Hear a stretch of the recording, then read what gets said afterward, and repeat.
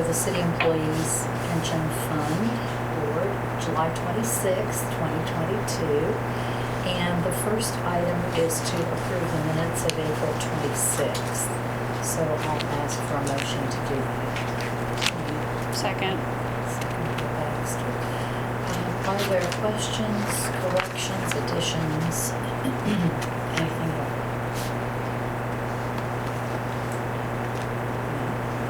Okay, all those in favor, please say aye. Aye. Any opposed? All right, thank you.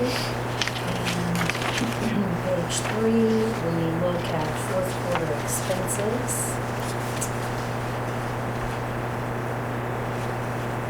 Erin, is there I don't have my full packet, actually. It's for informational only. Yeah. Okay. Oh, do you need a copy of it? Thank you. I didn't know if you had anything in particular that wanted I don't believe we do. It looks like the normal thing. rodeo. Right. All right. And so, page 4 is the ratification of the transfer for payroll, transfer letter. Move to approve. Thank you. Second. Thank you. Any questions? It's pretty amazing to look at that number. And then in the police pension fund, we look at a way bigger number. There's a few more people in the pension in the police and fire. Yes, yes, just a few. All right, seeing no questions, all those in favor say aye. Aye. Is anyone opposed? All right, thank you, that passes. Now, item 4 is our PFM asset management, and we welcome Ford from Philadelphia. It's kind of got a nice ring to it. If Hello. you'll lead us through, please. No problem. Hello, everybody. Hopefully everybody's doing well. I'm going to go through the performance for the fund for the second quarter. So I'm going to start off right at page 3. And page 3 just gives you a quick snapshot of performance, kind of how did the two funds do during the performance during the quarter. You'll notice that the return-seeking portfolio had a return for the second quarter of negative 11.52. This was in comparison to the benchmark, which had a return of negative 11.39. So we slightly underperformed the benchmark this quarter, which we pride ourselves on actually providing downside protection. This quarter we were doing well with that, hitting our mark until, let's say, about middle June. During the middle of June, that's when commodities, which had done very well within your portfolio for the past year, really started to unravel some, and so that ended up dragging the portfolio down. On the liability defeasing portfolio, you'll notice that the return for that was also negative 2.83. A big portion of that is basically due to treasuries. Treasuries have been a lot more volatile. I'll go into that in a couple of minutes. Any questions at a high level of the portfolio? What are you using as the benchmark there, or is it just the index? For your liability defeasing portfolio, it's just a total return. All right. The benchmark is really for your return-seeking portfolio. That's benchmark for against the target portfolio that we chosen based off of your asset allocation. Let's go down to the market update, which is slide 7 or page 7. Really quick, what's been going on? If you notice, if you look at the U.S. economy, you've definitely been seeing high inflation. You've noticed that within your gas tank. You've noticed that also within your grocery bill. You noticed that within how much it costs for an employee. So you've seen it all around. One thing has been the main question is how much of this is reminiscent of the late 70s, early 80s. If you think about it, two different things. This was driven more by demand versus actual true quote-unquote supply or things such as that nature. You are seeing it really in the supply side when you look at the price of food, but even on that aspect, that's been going on for the past couple of years. It's just stayed under wraps because the cost of labor was low. that labor cost was dragging it down. So that was actually dragging it down to the downside, so nobody ever really paid attention to the price of food was actually slowly increasing. During this time frame, what has the Federal Reserve done? It started to tighten their monetary policy. What does this do? So if you notice, interest rates and the Fed funds rate has been increasing. It's definitely jumped this year. We started the year at about 0.25. More than likely, we would end the year somewhere in the range of 3.25 to 3.5, or if we're lucky, 3.0. Right now, the Fed is getting ready to meet. Last time they met, they increased their Fed funds rate by 75 basis points, which is something they had not done for over the past 5 to 10 years. They'll probably do that again this quarter, this month, just based off of inflation running hotter than expected. Last but not least, I should note that what we're going through, we are not alone. This is happening in every other country, especially a lot of the major countries. If you're looking at it from Europe's perspective, Europe is going through this. The only country that aren't really going through this would be Japan, but Japan is a whole different other animal. They haven't had inflation for over 30 plus years. So if you're thinking about it in that aspect, that's how it's being dealt with. The other side of the coin would be we could be like Sri Lanka, which is currently going through turmoil because of high inflation. So that is the other side of the coin. So we're on this side. The other side does not look so great. Just on a quick employment side, usually when somebody says, you've already heard now probably a couple times, a lot of people, if you look at the news and hear the news, they brought up the word recession. And usually you see recession, and what goes with recession is high unemployment. If you look at the unemployment rate on page 8, you'll notice that it's actually low. This is actually the unemployment rate that we were at before the pandemic side. So if you notice, unemployment went up like an elevator, and it's going down essentially kind of like an escalator. One thing to note within here would be on the right side, that monthly change in non-farm payrolls.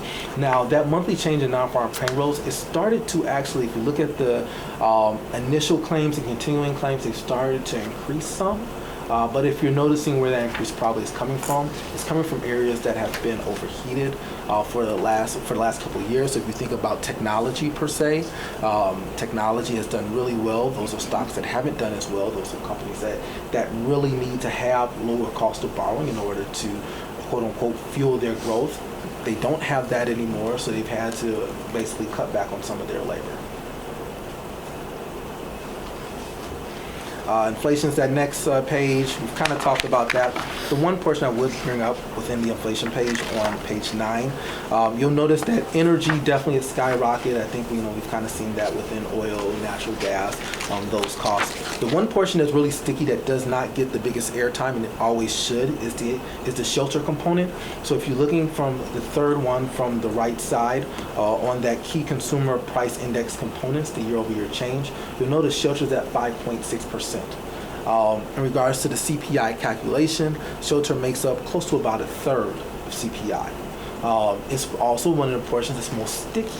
If you think about it, where does that come from? That comes from your housing prices. As housing prices increase, that portion of shelter starts to increase.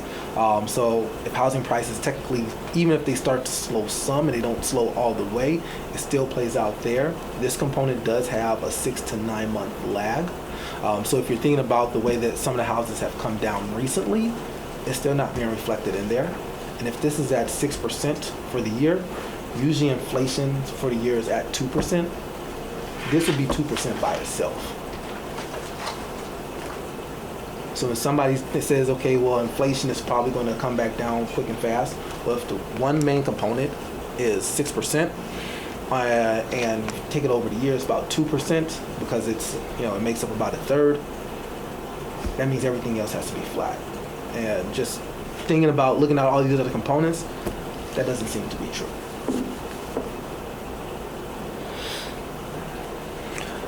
Next slide will just be like, how does our market look as a whole?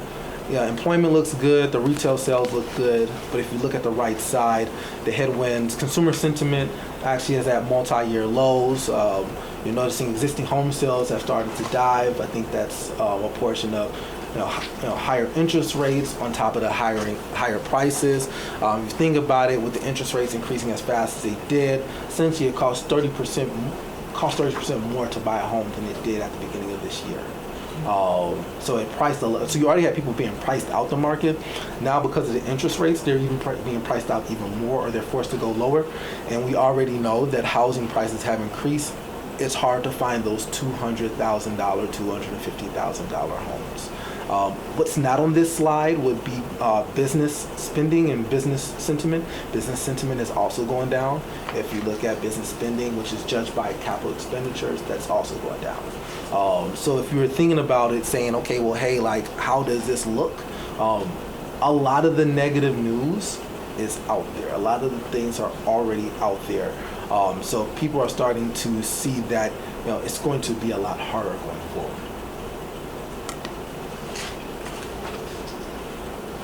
The next page is the official projections, Fed rates and what they're expected to be at the end of this year. You'll notice between that 4 and 3% range, as I commented earlier.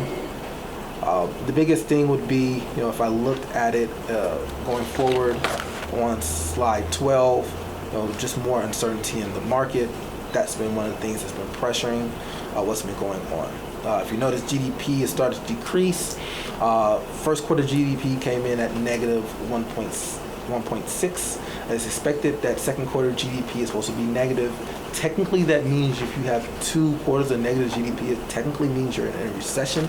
Technically, because the actual definition is a lot different. The actual definition also includes high unemployment, and we know we're not there. So even though some people say like, hey, this feels like a recession, if you looked at how it's technically defined, technically it's not there. I'll just go straight into return-seeking portfolio. Slide 15. Before I start here, any questions about the general economy or kind of what's going on? I tried to paint a picture of kind of how does it look. But I do think how it looks here is also reflective of how it looks in Europe and other places. I have a question on page 12. I'm just curious, under the GDP contributors, under government expenditures, it's quarter 3 is it positive, but the rest of the 3 quarters are negative.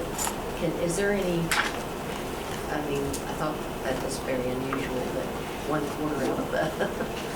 Well, yes, because for the government, what that was doing, that was actually some catch-up spending that they had to do. So during that quarter, they actually just some of the spending delays that they had, some of the bills that had not gone through. That's when they finally actually paid those bills. Other than that, if you're looking at the government as a whole, outside of the surplus, government has not really spent anything. You look at how much we spent on defense, which is one of our biggest budgets. We haven't spent a ton on defense. So you're noticing right there within the government expenditures and essentially why it's been negative, and unfortunately probably will stay negative. They're not in, and they even take a step even further when you look at some of the bills being put out there that are skewed to spending, and people start knocking them down because they're concerned about inflation per se. That goes right into that number. I found that interesting with all the infrastructure, and I've traveled, a little bit in Kentucky, and there's a lot of infrastructure projects that local cities are doing, massive ones, like redoing their whole, sewer systems and all. And I'm just really surprised that these are the negative. That's interesting. Yeah, but at the total federal government level, how much? Because you're spending on infrastructure, but you're not spending in other places. Mm-hmm. And so that's where that balance is coming from. Because so many other things that usually we have spent for, we cut spending on, you just transferred the spending. In some respects, kind of like us when we were locked down, we transferred spending from what we would spend going to the movies to what we spent on Amazon. Those goods, those goods. So when we stopped going out. Analogy. Right. So that's kind of like how the government works. And if this is based on federal, then I guess that's where all of the monies came from the federal to the local government. So I guess that explains it too. Huh. Yes. Any other questions?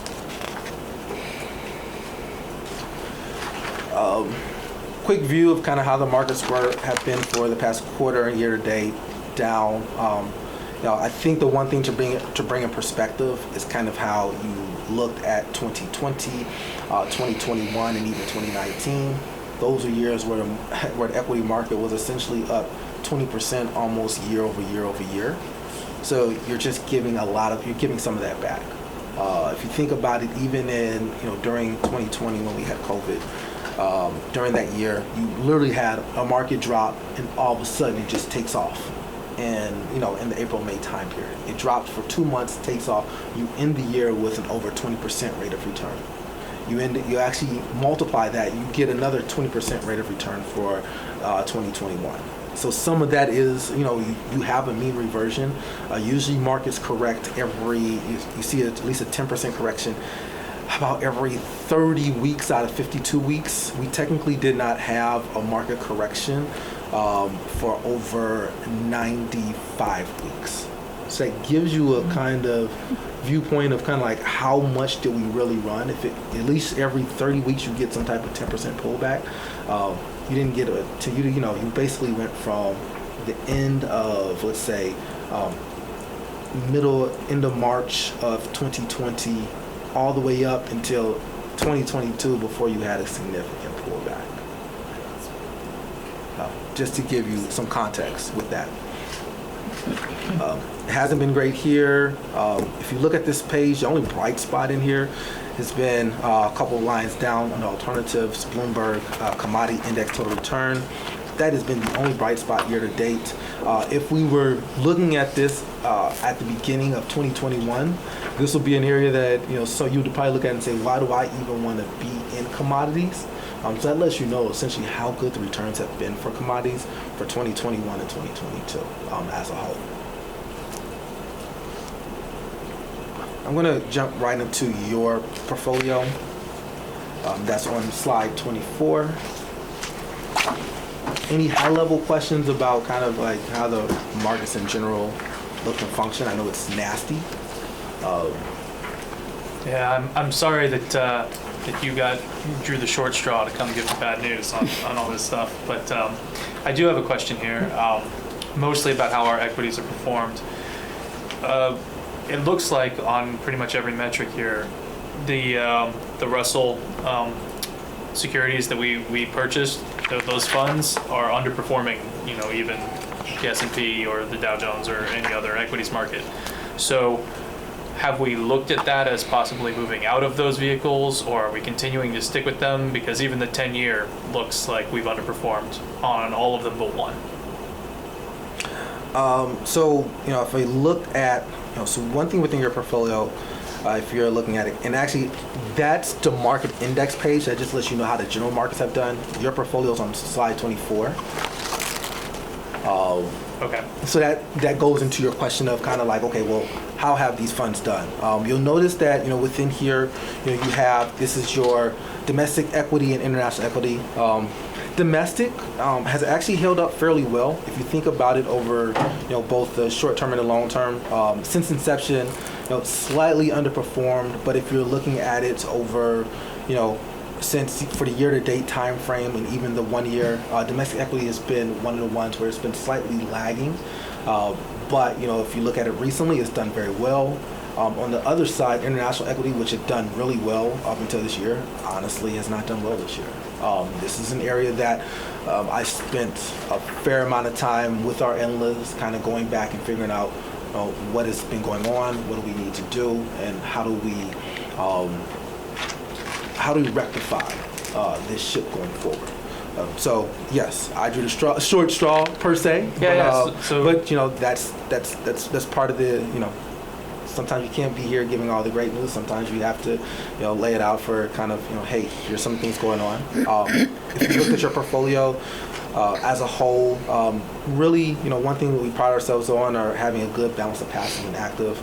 You'll notice on the domestic equity side, you've had managers that have probably not done as well. Nuance, they have more of a value bias. They had not done as well in the past. If you notice, that's been a manager that's actually added value despite it being a negative market for the past year to date and even 1 year time frame. They've done a lot better over this time frame. Who has been a distractor from your portfolio? mainly on that side has been Champlain. They have a slightly of a growth tilt. Growth has not done as well. If you think about growth, think about technology. So that overweight in technology has not benefited them during the 2022 timeframe. 2021, 2020, this is one of your better performing managers. As of right now, they're not. If I looked at their weighting, so one thing we do is we do look at managers and saying, is there a reason why they're underperforming? Is it more bad stocks? They're trying to change their philosophy to chase the market. They're not doing either. But what we do is we take some money away from them, and that's what we've done. So I guess my question still stands. It's looking at a 1 year, looking at the 5 year, or even a 10 year on our investments, which are primarily focused in, here we got Russell and here's the individual assets. We are underperforming the market. If we'd just been in a basic ETF on the S&P, we would have performed 3% better. So I guess my question is, are we reviewing that and looking into to adjusting this, or do we feel like, because even when you look back at the market and that's why I started on the market page. If you look back at the market when you're dealing with the 10 year, you can see the 10 year S&P is still overperforming the 10 year on a lot of these other funds that we're invested in. Correct. So I guess my question is, with the conservative nature of what we have and what it is that we're putting forward here, and even in this return-seeking portfolio, are we looking at adjusting these? Because all of these also have fees associated with them. On top of that, if we'd been in just an ETF on the S&P, not only would we have that, but we'd have the fees as well. Correct. So I guess the question is just, is that up for review, or is this just the investment strategy? Well, that's up for review, but I also think you're looking at the S&P 5. You're also not considering that you have an international sliver within here. So that is one thing that I think if you're looking at the 5 year saying, well, you guys performed 6%, the S&P 5 performed X, you're forgetting the portion that you also have international within there. I'm just looking at them individually. So if I look at my domestic equity and then I split it out and look at my international equity, I still need to compare them to some kind of a benchmark. Right. That's why I asked about the benchmark earlier, what you were using, because this 12-month benchmark of 13.31 doesn't seem to line up with any of the equity markets or the fixed income markets that I can see. So I was curious where that number came from, because it doesn't seem to line up with what I'm seeing here. Well, not that any of this is your fault. I just know you drew the short straw. So. You have a blended benchmark. So your blended benchmark, your composition of that benchmark actually is on page 29. And so within here, you're going to have, you're technically running a 60-40 type of portfolio. So that's going to be 60% is going to be in Russell 3. The reason why you don't use S&P 5, S&P 5 doesn't give you the small caps.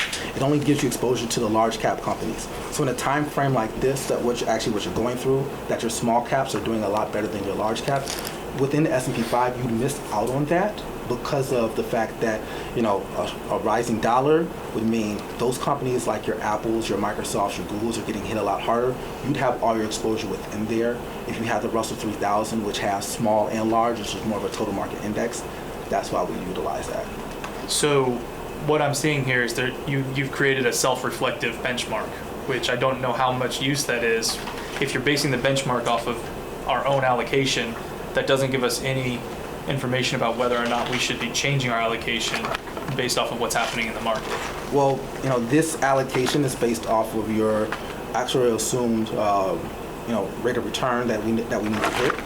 So that's where this reflects. So we take every year your expected returns for that, your capital market assumptions, in order to come up with, okay, here's how much this quote unquote portfolio should. But that's the liability diffusing portfolio, not the return seeking. Right. So I'm only focused on the return seeking portfolio right now, because what I'm seeing here is I'm seeing a benchmark that has been made from the allocations that have been chosen, and I don't see any objective benchmark to the market itself. And I don't care if you want to pick, Russell 3000 versus Dow Jones or whatever it is you want to pick and use as a benchmark here. But as we look at these benchmarks, we're not seeing. Well, I would question, did you notice the blended benchmark on page 24? Mm-hmm. So the blended benchmark is blended based off of our portfolio allocation. Right. But not a benchmark based off of potential outcomes for the market. You see how it's self-reflective? We're talking about a benchmark based off of what we have, not a benchmark based off of what we could have had. Well, the benchmark based off of what you could have, this is based off your IPS. So what you could have had would mean that you would need to change your IPS and say, well, we want to do the S&P 5 for our index and benchmark. What I'm mostly getting at is, regardless of what the benchmark is, if we're talking about the purpose of reviewing this is to say we're going to make a decision about changing our investment strategy, we need to see if we could change our investment strategy in any meaningful way. And when I'm only looking at a benchmark that compares my performance to what it was I was doing, then all you're saying is, well, out of what it was we were picking, we picked some decent or at least on par things. You haven't said, well, we should have had an overweight in international or elsewise, or moved them. Well, I think the what you're seeing in the total fund is a reflection of some of the movements we have made. So you're seeing within there you're seeing the allocation of cash. That's played a part within there, and that's actually in the total fund portion. You're also seeing the reflection of the addition of commodities. So, I mean, you're seeing some of the positive things and the negative things in that total fund. You're seeing the addition of commodities within there, especially within the 1 year number and even the year-to-date number. You're seeing where, areas that we haven't done well at. So when, the REITs, which we added, which had done well last year, that didn't do well this year. You're seeing that reflected in your total fund portion. So you are seeing that in there. It is really the difference between the total fund and your blended benchmark. I think maybe where Councilmember Floyber is trying to go is, we have been ultimately fairly conservative in this fund. We want to stay conservative in the liability defeasing portion, but could we be doing better in the remainder of the fund? Could we be doing better? And what does that look like? So we know that you all have done exactly what we've asked to do. If we wanted to be a little more aggressive, or if you all would have a recommendation for a different allocation of funds, again, not in the liability defeasing portion, because we want to make sure we take care of our people. But if our plan could be doing better, is there something different that you all would recommend? Is there a different strategy or different allocation that you would suggest that we consider? I mean, if you want to take more risk, you can do more of a 70-30 type of portfolio. Well, thank you, Christian. I was trying to lay the groundwork, but the premise being, in this particular return-seeking portfolio, we could do 100% equities because we have a liability defeasing portfolio, which is acting as our 40. You can. We could. Because the way we've allocated it, we already have our fixed income to make sure we're handling our pension payouts in a separate portfolio. So when I talk about these bigger questions of like, what are we comparing it to, what are we doing here, it's trying to lay the groundwork to say, could we go to a complete, or should we go to a complete 100% return seeking as opposed to any fixed income here? My next line of questioning was going to be if the fixed pulled us down, or what we had as far as non-realized gains because of the fixed income. But we just cut to the chase there, so I guess that helps a little bit. No, that helps out. I'm like, you're... Yes. I think that's where we're It is. as a group and a membership that's responsible for getting the best outcome with what we've got. Are we doing the best that we could do, or should we look at that? Is that something that we should really look at? If you want to know, so I look at this as brakes and gas. Your bond portfolio provides you brakes. Your equity portfolio provides you gas. You can know, I'm not worried about the brakes. I want to go all gas. You can go all equities, and I think you have that option. I would say more like that would be looking at, okay, if I were to consider that budget-wise, do I have any projects coming up? Are there going to be any shortfalls in there that I need to be aware of so that I can or can't take more risk? If everything's okay and the liabilities are fees and you're not worried about it, you can go 100% equities. Would that be... Is it advisable, Is it though? advisable? So that's, I mean, this is the reason why we get to it, because, Yeah. again, we all come from varying levels of experience with these kind of things, and we're seeking advice from you as our investment manager. So again, sorry you got that straw and came down for this conversation too. But would you advise that, viewing both portfolios as one whole, and saying, should we have, X percent in our liability defeasing, and then our return seeking should not have downside protection? Also, unfortunately, because the market's downside protection hasn't meant a whole lot. Right, because inflation, high inflation negatively impacts bond returns. Mm-hmm.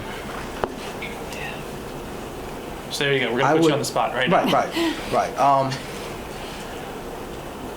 I think the 60-40 historically has done well. Going forward, will you have good returns? I think you will. I do think if you wanted to take some more risk, could you do a 70-30 at this junction in the road? You could. Let me just ask this question. Right now, if we viewed both portfolios as the same thing, right, as just one whole, what is our allocation of fixed total to equity? Same as whole. Because what do we have? Yeah. 8. We got 9, I guess. 8 or 9 in the other one, and 23 in this one. So as a whole, you'd probably be looking at 4%, somewhere in the range of, let's say, 50-50. For 55, 45. Yeah. 50-50. So overall, we're not at 60-40 at all. And I also question whether or not we would need to be at 60-40 when we have a specific portfolio that is balanced to handle all of our costs going forward. So like with the liability defeasing, it's going to handle our costs. We already have that there. So what is the meaning of having a 60-40 allocation in general when we say we have all our downside protection for all of our fixed costs? Everything else should be spent on trying to make this grow. Correct. Okay. You can do it. It just... Or not, depending on the market. Or not, Yeah, but depending on the market. But at least try, right? Right. And I guess, obviously this fund, as many years old as it is, the conservative approach has always worked. And we're very blessed to have, it's in excess of 200% funded. And I think that we as a government, and I was here not in this same capacity when we entered into this 60-40, and the conversations that revolved around that were that we wanted to make sure that we kept it going forward, and it wasn't as we weren't taking major risks, because if you think back over the course of the years, right now it's pretty amazing how fluid everything is given our situations at hand over the last 3 years. So I just think that the reason that we had chosen the 60-40 has been because we want to make sure that we don't go gangbusters and we don't press the gas to where that something bad comes up and we end up emptying all this out. And then, of course, then the police and fire pension are going to be really angry with us. So, I think that going forward in a conservative manner is probably in our best interest. I get what your point is. Well, right now we have a 50-50 allocation, not a 60-40. And then on top of that, the 9 out of 20 out of 31, the 9 million out of the 31, so about 30% is all we need in our fixed income to more than cover as far as what everyone has determined in the liability defeasing portfolio. So what we're actually looking at is we have an overall total 50-50 allocation with an additional 7 million placed into fixed equities or fixed income that is, we'll say, beyond conservative as far as what it is that we would need to make sure we always had money for this fund. That's my assessment, I guess, trying to get down to the nuts and bolts of it. And this is so interesting because it gets to the basic, everybody has their basic threshold of risk, right? This is what this discussion is all about. Correct. And everybody, each individual has a different threshold in your personal investments, and we bring that to this, I think. Erin, I'm interested in your thoughts at this point.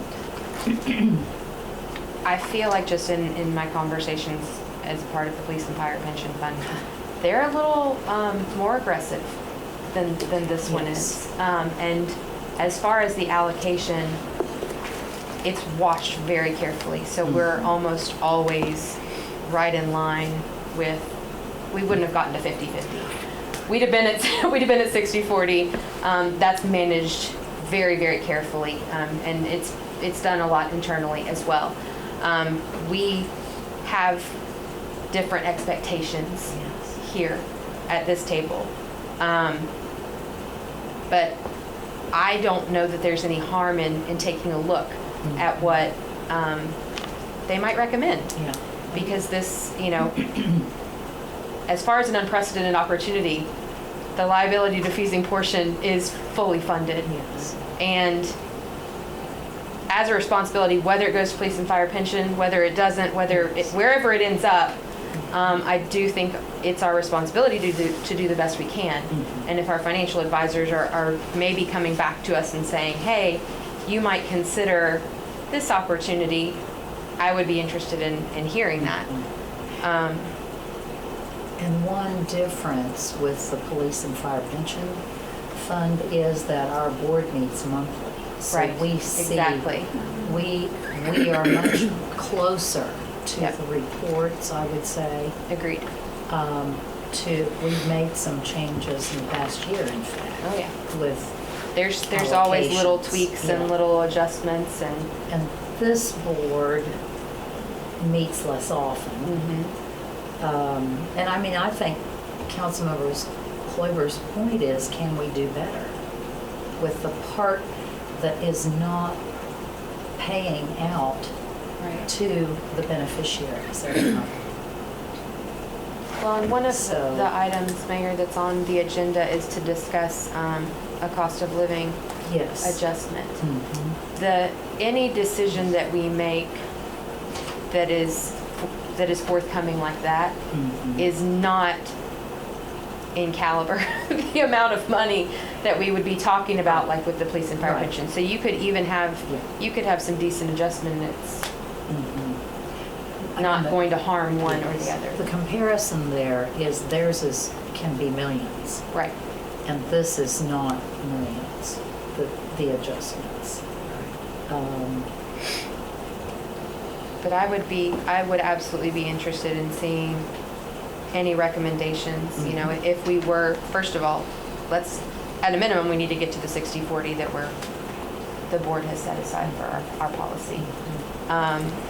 But then further from that, what would be their thoughts and recommendations? We'll give you some time for that. We won't jump Right. I mean, yeah, You don't have to do it today. I can't. That's an asset allocation model that needs to be run. Sure. I mean, if your liability, again, like, it looks at 50-50 if you include your liability diffusing portfolio. Sure. So I think that's the one thing that has to be said there. I do think that the information from the history definitely helps out. And I mean, if you think about it, could you run this very similar to how an insurance company would run their main funds, and then their surplus is pure return seeking? You can do that, but you do need to see kind of what are the asset allocations, and I think that's something that David can bring to the next meeting, because it's not something, honestly, I'm going to have one. No, we understand. But I gotta have it. If you have it early notice, I can bring that, but if I don't have it, Councilmember Baxter has a question. Yeah, I just want to know just some background. Historically, has this conversation been led by this board, like, updates, or has it been led by our manager? Well, the board hears from the manager, but it's up to the board to make these kinds of determinations with the allocations. So my question is, because we don't meet as frequently as police and fire, if our manager sees something that they think would benefit us, is it still our responsibility to No. come to them, or are they alerting us? you should alert us. I think so too. I mean, Yes, I don't want to because- wait a quarter and then Well, have the way to it talk works- about it. The way it works at police and fire pension is they come to us and they'll say, we have noticed X in the portfolio. And you might consider, they're very, They They're come very quarterly forward. they do quarterly reports. yes. So, but they will look at everything and make suggestions. If Yes. there's a fund manager that's not up to par, maybe we need to move some money out of that fund manager into another area. But they do only meet quarterly. Our fund managers come in quarterly. So Well, They, I was gonna say, and to be fair, they're doing what we've asked them to do. Yeah, that was just, So we I just need set the clarification guardrails. historically. yeah, that's right. They're And, doing what you know, we they're not asked. gonna suggest outside of the guardrails unless we say. Sure, please "Hey, do. Can we look, can we look? Yeah, one of the things we do get with Police and Fire Pension Board is they compare our managers and their performance individually. They will tell us how many of ours have outperformed.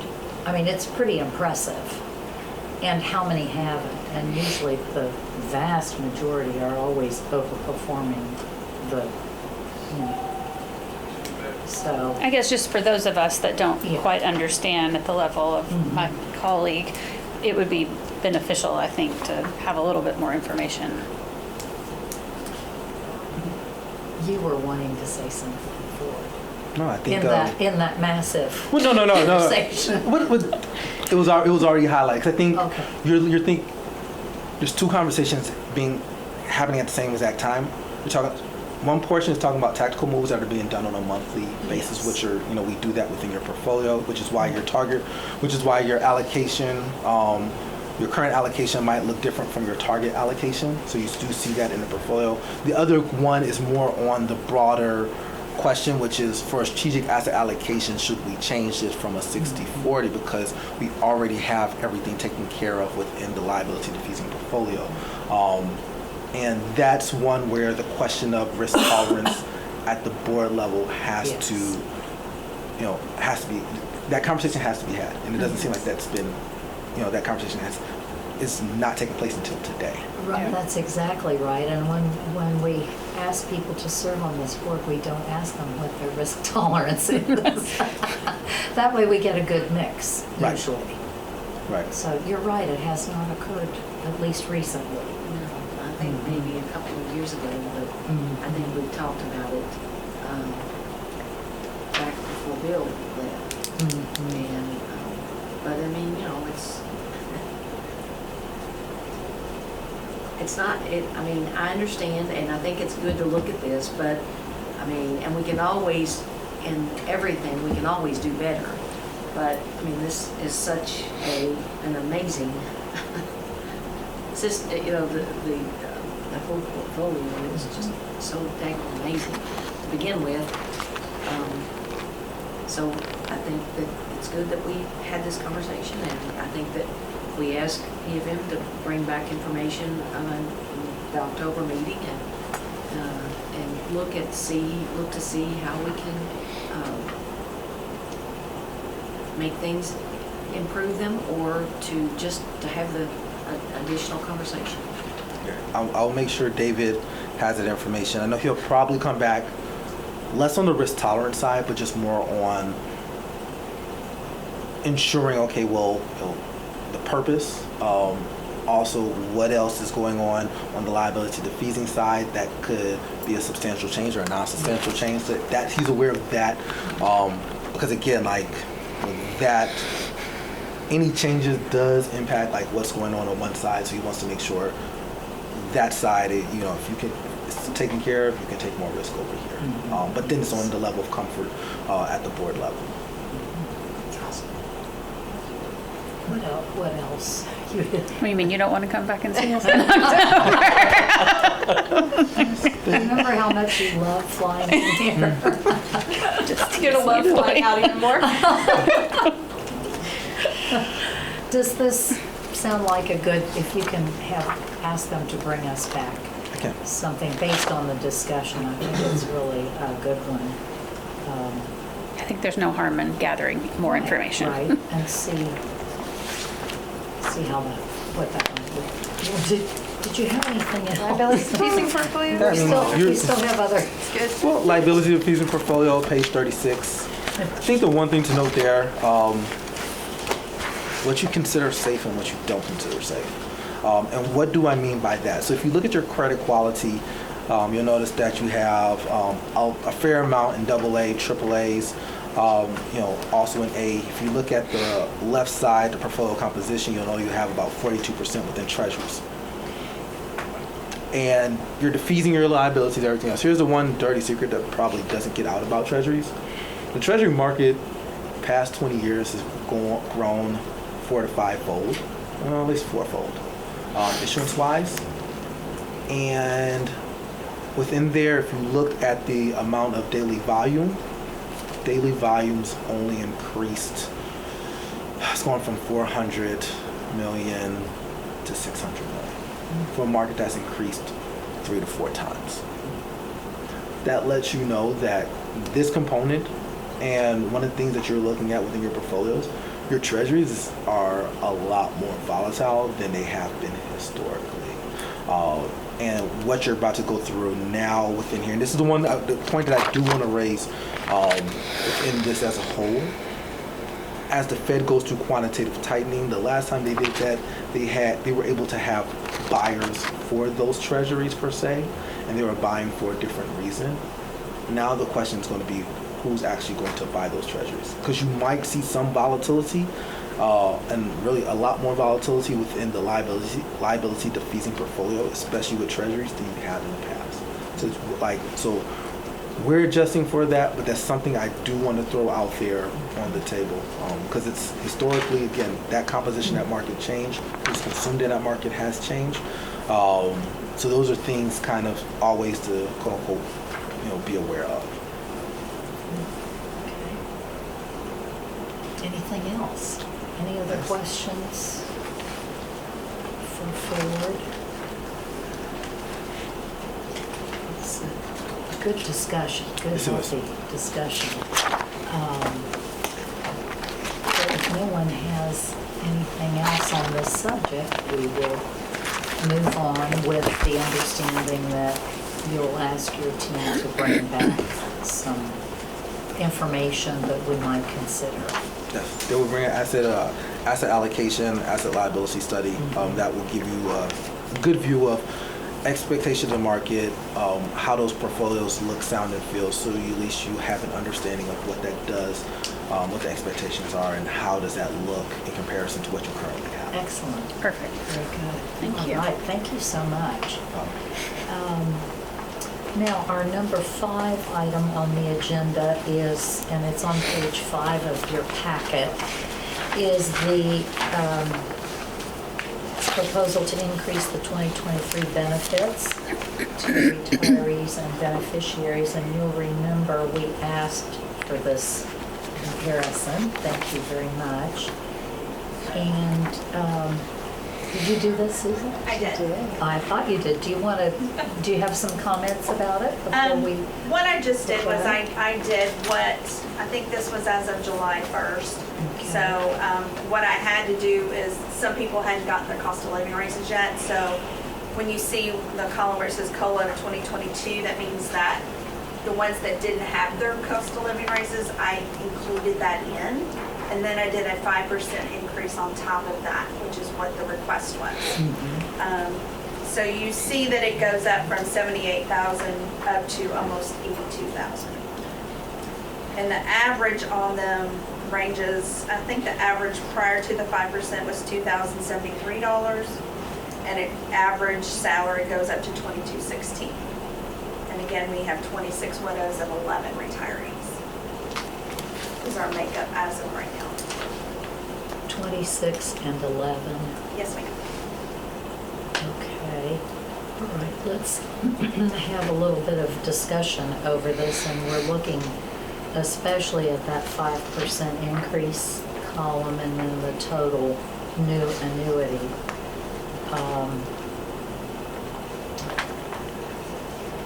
Comments, questions, thoughts? motions? Yes, Susan? I guess the only thing that, I know that we've had this conversation in the past, and I'm going to specifically speak to Charlene and Gabe because,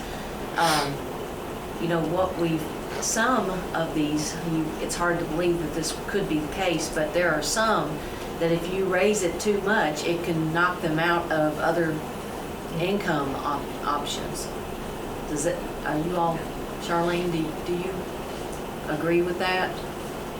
Well, I'm sure it would. Okay. I mean, if anybody's in that situation that they Right. draw And we- something, it might very well affect their. And we don't know that. But I personally want to give you all every bit that we can give you. But I also, and I don't know how you. Well, I Take know that that into there was an consideration. issue when we did the flat one-time thing. It did kick them out because the 1 year average, because they got that one lump sum, Uh-huh.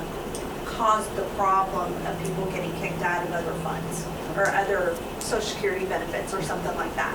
But with this being going across the board, it doesn't affect them as much, I don't think, because it's an average going across, whereas that one lump sum didn't happen the next year. So they got kicked out of it for 1 year and then they had to reapply for Social Security benefits or something like that for the following year. So the lump sums do cause that problem. Okay. I've not seen that the percentage increases. I haven't heard anybody having an issue with it. Oh, good. Nobody called, nobody complained last year about the 4% that we did. Good. But I do know the lump sum one time does cause problems. Okay, well, that's good, because I don't want, not only for the people that are receiving this to have problems, but also for the staff to have to manage through, to try to help. I'm sure that was a lot. But I think this is great. And I'll wait to see if anybody else has anything to say. Other thoughts? When would this take effect? Would it be an immediate thing or? would No, it be- July 1st, or January 1st. Okay, calendar year, okay. And something good to know that everybody's COLA, just for knowledge purposes, it's the day, I think it's the day that you retire. The month that you It's the retire. month that you retire, so it's not like Urban County government employees, when they get their COLA July 1st, it's based on, and it's all the way, it's all through the year. So just so everybody's understanding of that. Other thoughts or questions? Just to clarify. Yes, Mike. Question for me. So this is like what you all did last year with the increase of the base? So it'd be like, I think last year you did 4%, so this would be a 5% increase of the base? Same thing, but just a 5% as opposed to 4. Yes. Okay. Yes. Just want to make sure. And I think level-wise, it's in line with what we're doing for our own employees. Okay, anything else? Do we need a motion? Yes, we do. So moved? Second, Second, Councilmember third, Glover moves, Councilmember Lamb seconds. Any other questions or comments? And your motion is to give the 5% increase Yes. to the 37 members in the fund. All right. Seeing no further discussion, all those in favor, please say aye. Aye. Is anyone opposed? All right, that motion passes. Very good. Okay. Michael Cravens is here from Law. Welcome. And I will ask you to lead us through the Senate Bill 224 and the KRS 670320 as they were amended, if you would, please. Certainly. Well, Councilmember Lamb at the last meeting mentioned that it would be good for you all to have a copy of the Senate bill that was passed as part of your records. So I've given it to you in two forms in your packet. One is the actual Senate bill itself, which showed what was changed. And for the purpose of this board, the pertinent change, and I'm looking at this page that has chapter 140 on the top of it. On page,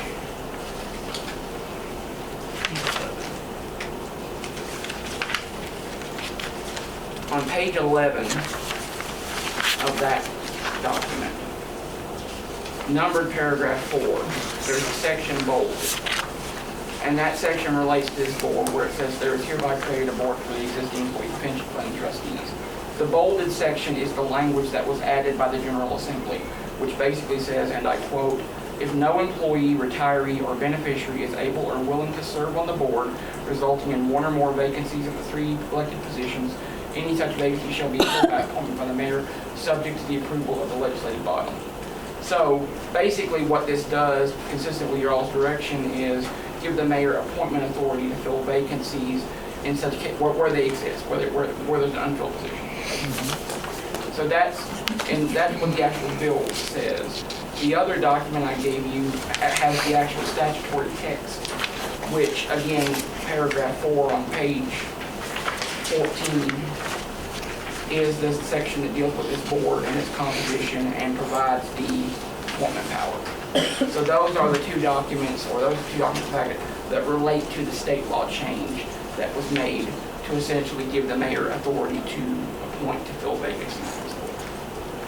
And you will remember we asked our legislators, we asked these to be combined with that first police and fire pension, the changes they wanted. So this is really good to see it, Michael, and in this document. Any questions or comments? I will say that this doesn't address our current dilemma, which is I've been trying for 2 years to get the fourth council position filled, and no one will serve. So we have had an open council member seat for a long time. And I have sent it over and over to the vice mayor, the council members, Stacy. So that is a different issue, not addressed in here, of course. So with that said, I thank the 3 council members who are dedicated to serve, and I'll still keep hammering on them for one more. Maybe y'all can hammer on somebody. I tried. Any other questions about this? Do we need any kind of emotion? It's not an action item, it's just kind of an informational thing. Well, I appreciate your work on this. Thank you. Let's see, Michael is one of our brand new managing attorneys, which is awesome. He took on more responsibility. So will you be staffing the pension board from now on, or I think will it will that still be change? Roger, Okay. but he's still on military. Okay. Roger Wright usually. So thank you for this. We really appreciate it. Now, let's see. So page 16 is the draft ordinance relating to the pension fund elections. So I gather because of the new state change, we've got to adopt or recommend to council a new ordinance change. Yeah, I think the thought from this board was, let's get the state law changed to Yeah. authorize the mayor Yes. to appoint vacancies, and then let's make the necessary changes to the code to implement that. And this is just for your information. I've put this in ordinance form, so I've reorganized it slightly, but it's substantively the same ordinance change that I think you all have discussed before, which is the high altitude summary basically is, it basically states a preference for, you have the election for retirees. If nobody is able to serve as a retiree, then you have a kind of parallel process where you solicit beneficiaries who might be interested to serve, and they would be your second choice to appoint. And then if there's still nobody left, then the mayor can appoint generally from any interested party. So that's kind of the structure of how this would all work. Okay, very good. So